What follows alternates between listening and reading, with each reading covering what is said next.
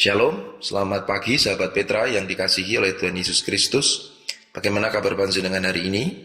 Semoga panjenengan semua senantiasa dalam kondisi sehat, bersemangat dan bersukacita dalam segala situasi.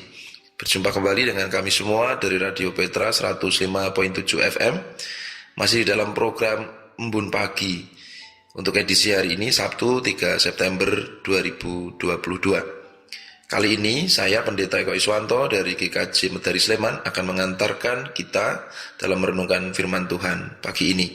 Oleh karena itu sebelum bersama-sama kita membaca, mendengar dan merenungkan firman-Nya, mari kita mohon pertolongan Tuhan agar kita mengerti, memahami kehendak-Nya dan dimampukan melakukan kehendak-Nya itu.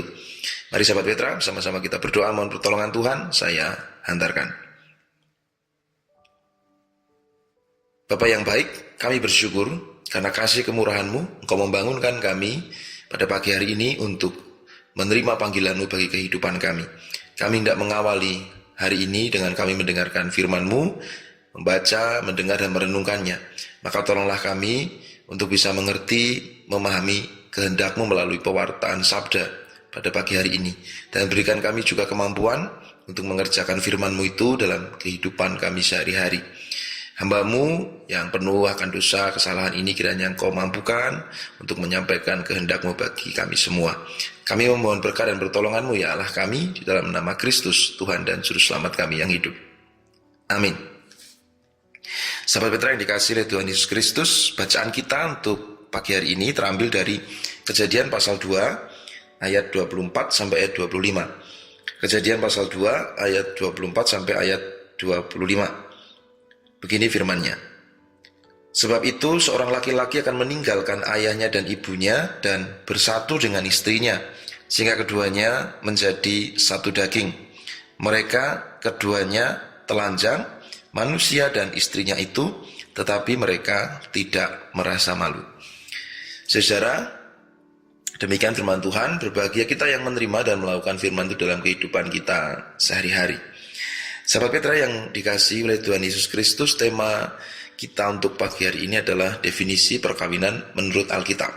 Saya rasa kita sudah familiar dan mengerti, bisa memberikan definisi atau pengertian juga tentang apa itu perkawinan. Namun hari ini kita diajak untuk melihat sebenarnya apa yang dimaksud dengan perkawinan menurut kata kitab suci. Ya tadi dari Kejadian 2 ayat 24 sampai ayat 25. Nah paling tidak bagi saya, kalau dari ayat tadi saya sendiri memahami perkawinan itu sebagai sebuah ikatan antara seorang laki-laki dan seorang perempuan yang menjalani satu kehidupan. Nah, kira-kira gitu. Dari mana kita bisa mengatakan itu atau paling tidak saya gitu. Nah tadi kita melihat bahwa di ayat 24 dikatakan sebab itu seorang laki-laki kan meninggalkan ayahnya dan ibunya dan bersatu dengan istrinya sehingga keduanya menjadi satu daging. Nah, satu daging di situ artinya satu kehidupan. Jadi satu daging bukan berarti daging yang menjadi satu diikat di lem begitu, tetapi daging menunjuk kepada entitas makhluk hidup. Jadi satu daging berarti satu kehidupan.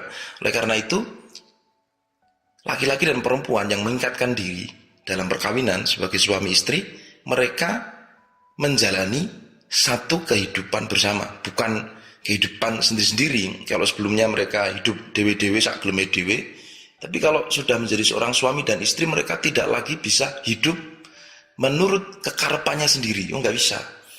Kalau seorang sudah menjadi suami dan istri, ketika dia melakukan apapun dalam hidupnya, dia harus selalu mengingat dan mempertimbangkan istri atau suaminya gitu. Nah, jadi satu daging itu berarti satu kehidupan. Nah, paling tidak dari ayat 24 dan ayat 25 tadi, saya menemukan 3 hal lagi. Jadi ini entah disebut apa, kalau dewe orang ngerti. Apakah ini ciri-ciri atau kiat-kiat atau tanda-tanda atau prinsip, ya monggo panjenengan sendiri yang merumuskan. Tapi dalam rangka untuk membangun satu kehidupan, yaitu laki-laki dan perempuan yang tadinya punya hidup sendiri-sendiri, lalu menjalani hidup bersama satu kehidupan, maka paling tidak ada 3 hal ini yang patut diperhatikan dalam perkawinan menurut Alkitab. Yang pertama adalah komitmen. Jadi komitmen itu sebuah tadi keterikatan. Komitmen itu adalah tindakan mengikatkan diri begitu. Jadi seorang suami mengikatkan diri pada istrinya, secara sengaja memilih mengikatkan diri. Seorang istri, seorang perempuan memilih secara sengaja mengikatkan diri pada seorang laki-laki yang adalah suaminya. Nah, komitmen itu adalah tindakan mengikatkan diri. Jadi seseorang yang menjalani perkawinan menurut Alkitab adalah seseorang yang secara sengaja mengikatkan diri itu. Karena dia tadinya punya hidup sendiri begitu, dia punya otoritas atas kehidupannya, atas tubuhnya, atas apa yang hendak dia lakukan. Tapi setelah dia menikah, dia menjadi seorang suami atau istri, dia memilih untuk mengikatkan diri pada pasangannya, pada suami atau istrinya, sehingga dia tidak lagi bisa seenaknya sendiri untuk menjalani kehidupan. Nah, komitmen ini juga yang menjadi alat sebenarnya, menjadi cara untuk terus menjaga hidup perkawinan. Kalau sudah tidak ada komitmen, sudah tidak ada keterikatan, ya susah untuk bisa menjalani perkawinan yang sesungguhnya. Jadi yang pertama itu, satu kehidupan perkawinan harus ditandai, didasari, dan terus dijalankan berdasarkan komitmen. Bahkan kalau ada permasalahan-permasalahan di tengah kehidupan, laki-laki dan perempuan yang adalah suami dan istri perlu kembali mengingat komitmen yang telah mereka bangun, dan bahkan menghadapi masalah yang ada, semua hal yang terjadi dengan komitmen. Nah, kira-kira begitu. Itu yang pertama ya, komitmen gitu. Nah, lalu yang kedua, seseorang, berarti dua orang ya kalau perkawinan ya. Ya, dua orang yang menjadi suami dan istri itu, mereka sedang membangun otoritas keluarga. Tadi tindakan meninggalkan ayahnya dan ibunya bersatu dengan istrinya sebenarnya berlaku juga resiprokal. Perempuan meninggalkan ayahnya dan ibunya bersatu dengan suaminya, begitu. Itu artinya mereka yang tadinya hidup bersama dengan orang tua mereka, yang tadinya otoritas atas diri mereka ditentukan oleh orang tua mereka. Nah, kini mereka keluar dari keluarga masing-masing, kemudian membentuk sebuah otoritas baru, yaitu otoritas rumah tangga si suami dan istri itu gitu. Nah, jadi ini menjadi mungkin agak relate kalau kita lihat sinetron-sinetron begitu, misalnya ada seorang suami yang bertengkar dengan mertuanya soal istrinya misalnya. Loh, ini kan istriku, loh ini anakku. Atau sebaliknya, seorang istri bertengkar dengan mertuanya berkaitan dengan suaminya. Begitu kan, ada tuh sinetron-sinetron yang seperti itu misalnya. Nah, jadi memang rumah tangga seorang suami dan istri ini memang mereka membangun sebuah otoritas. Jadi orang tua yang baik itu sesayang apapun terhadap anaknya, ketika anaknya sudah menikah, pasti secara alamiah akan menarik diri karena anaknya sudah mandiri menjadi suami ataupun istri membangun rumah tangga sebagaimana dulu dia mengerjakan itu. Kalau dulu dia bisa merasa bisa mengatur penuh anaknya begitu. Tapi setelah ada pasangannya, ono sisiane begitu, maka orang tua pasti akan secara alamiah mundur. Bukan berarti tidak peduli, kalau ada apa pasti juga menolong, tapi secara otoritas orang tua pasti merasa bahwa dia tidak lagi bisa mengatur anaknya sepenuhnya karena anaknya sudah mandiri, sudah membangun rumah tangga sendiri begitu. Nah, jadi adanya otoritas untuk membangun rumah tangga sendiri, itu yang kedua. Nah, kemudian yang ketiga, dari ayat 25, mereka keduanya telanjang, manusia dan istrinya itu, tapi mereka tidak merasa malu. Nah, saya mau mencermati kata telanjang ini. Jadi telanjang ini memang bisa berarti ketelanjangan fisik ya. Jadi suami ataupun istri tentu ketika mereka telanjang, seorang suami telanjang di hadapan istrinya, seorang istri telanjang di hadapan suaminya, pasti nggak malu, ya kan? Kalau telanjang di hadapan orang lain, ya mungkin malu, atau dia telanjang kelihatan orang lain yang bukan suami bukan istrinya, pasti malu. Tapi kalau di hadapan suami atau istrinya pasti nggak malu, gitu Bapak Ibu.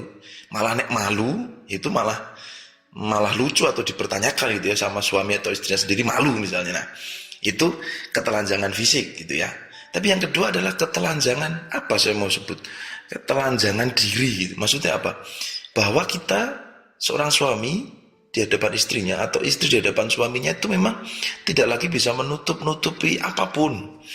Jadi kita akan apa ya, terkondisi untuk ya tidak bisa menyembunyikan kesejatian diri kita dari pasangan kita gitu. Nek pacaran ki mungkin iso nyembunyikan le ngorok gitu, tapi nek wis dadi bojone ya ngorok ya konangan gitu. Lah mosok arek ngampet ngorok selama hidupan nggak mungkin, nek ngorok ya ngorok wae kan gitu. Ya itu. Kalau seseorang misalnya punya sikap kasar gitu waktu pacaran, mungkin dia bisa bermanis-manis dengan pacarnya, tapi kalau udah menikah kasar ya ketok wele kasar gitu.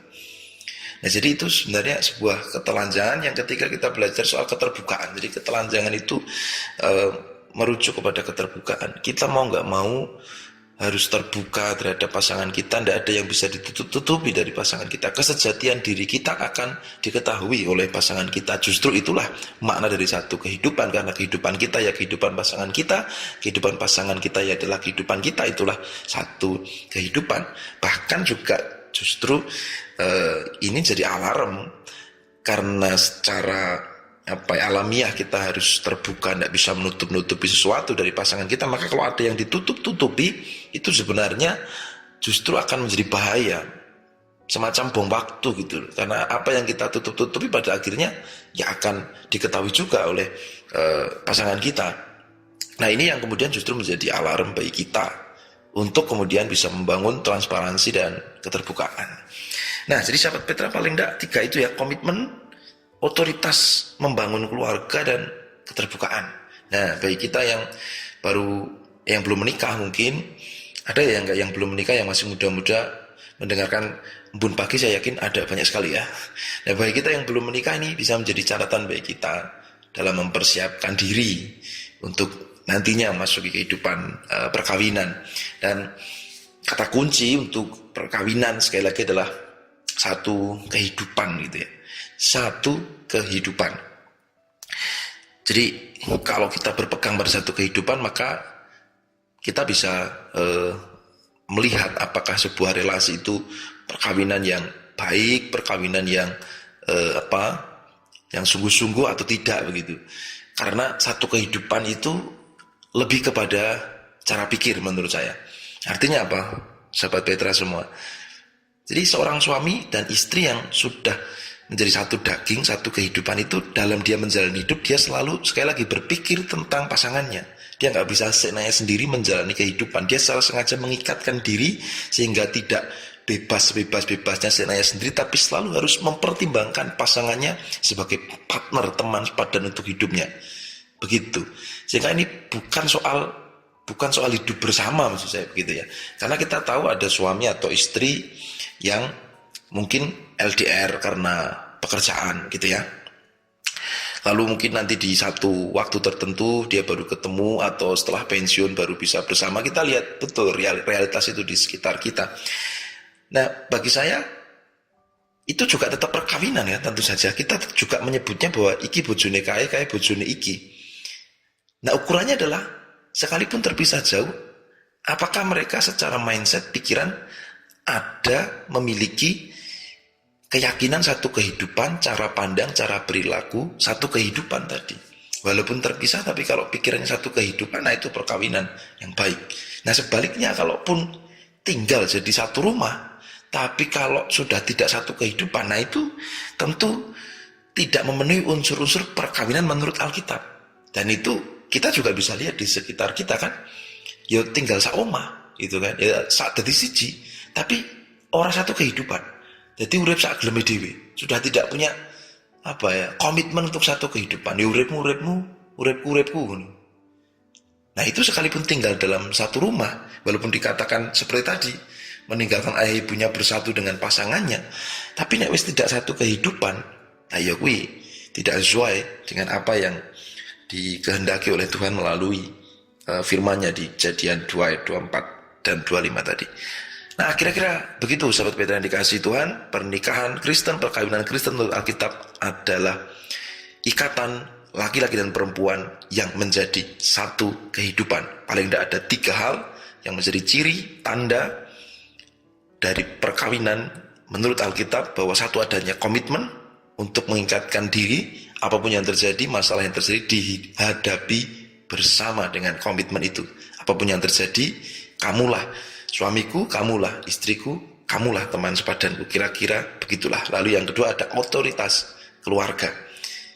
Apapun yang terjadi, kitalah, aku bersama dengan kamu, wahai suami dan istriku, yang harus menata kehidupan ini, kehidupan yang sudah kita pilih untuk kita jalani bersama. Dan yang ketiga, keterbukaan, transparansi. Tentu di situ mengandalkan adanya komunikasi, adanya saling percaya gitu. Karena kesejatian diri kita harus diketahui oleh pasangan kita, dan memang tidak bisa kita tutup-tutupi, tidak boleh kita tutup-tutupi juga, karena akan menjadi persoalan kalau kita tutup-tutupi. Dan itulah satu kehidupan. Hidupku ya hidupmu, hidupmu ya hidupku. Inilah hidup kita, hidup perkawinan kita. Haleluya. Gitu Bapak Ibu, sahabat Petra yang dikasihi Tuhan. Perenungan kita hari ini di Embun Pagi edisi Sabtu 3 September 2022. Mari sama-sama kita berdoa mohon pertolongan Tuhan, agar apa yang telah kita renungkan disempurnakan oleh kasih-Nya dan bisa kita kerjakan dalam kehidupan kita sehari-hari. Mari sama-sama kita berdoa. Terima kasih ya Allah, karena kasih kemurahan-Mu dan kebaikan-Mu, Engkau mengizinkan kami untuk mendengarkan firman-Mu. Engkau mengajak kami untuk kembali memeriksa apa yang Engkau kehendaki melalui perkawinan, kehidupan rumah tangga yang kami jalani. Maka biarlah kami sungguh kembali memeriksa kehidupan kami dan memperjumpakannya dengan kehendak-Mu untuk menjadikan perkawinan kami sebagai satu kehidupan. Demikian juga kami yang belum menikah dan akan merencanakan untuk menikah, biarlah firman-Mu menjadi penuntun untuk kami menyiapkan diri. Biarlah kami, para suami dan para istri, bisa bersama-sama kembali memeriksa kehidupan perkawinan kami, sehingga kami bisa menjadi satu kehidupan. Biarlah kami terus memiliki komitmen, bahkan bisa menghadapi setiap masalah dengan komitmen yang ada. Biarlah kami boleh menata kehidupan rumah tangga kami, apapun yang terjadi kami hadapi bersama, kami tata bersama rumah tangga kami. Dan biarlah kami boleh terus memiliki keterbukaan satu sama lain. Dan biarlah dalam kami menghayati perkawinan kami juga semakin menghayati relasi kami dengan Engkau, Allah yang hidup, Allah yang mencintai, Allah yang mengasihi kami. Ya Bapak, kami serahkan kehidupan yang akan kami jalani pada hari ini. Biarlah Engkau memberkati kami untuk pekerjaan kami, untuk sekolah, untuk setiap aktivitas, tugas tanggung jawab kami. Biarlah semua boleh berjalan dengan baik dan lancar. Biarlah kami senantiasa dalam kondisi sehat, kami selamat dalam segala situasi. Kami Kau berikan kecukupan rezeki untuk hari ini, dan mampukan kami juga untuk mengerjakan firman-Mu, kehendak-Mu dalam kehidupan yang kami jalani. Mampukan kami juga untuk mengasihi, untuk berbagi berkat, untuk menjadi sarana bagi-Mu, memberkati, mengasihi, menolong, memberdayakan, menguatkan, menghibur saudari-saudara yang ada di sekitar kami. Bapa yang di surga, inilah kehidupan kami yang akan kami jalani, kami serahkan kepadamu. Kiranya kasih dan kemurahan-Mu menolong kami untuk menghadapi segala hal yang terjadi secara khusus untuk hari ini dan hari-hari selanjutnya. Dalam kasih dan rahmat-Mu Kristus, Tuhan Juru Selamat kami berdoa. Amin. Sahabat Petra yang dikasihi oleh Tuhan Yesus Kristus, demikian perenungan kita untuk Embun Pagi edisi hari ini, Sabtu 3 September 2022.